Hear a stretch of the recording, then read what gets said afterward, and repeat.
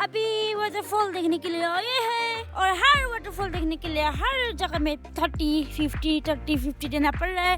and आने के लिए यह स्पॉट टू नहाने का है फिर भी कपड़ा तो लेके नहीं आया है तो हम लोग तो नहीं नहा सकता है एनीवेज फिर भी दिखा देते हैं आप लोग का वाटरफॉल सो वाटरफॉल देखने के लिए रेडी हो क्योंकि मैं रेडी नहीं हूँ इसलिए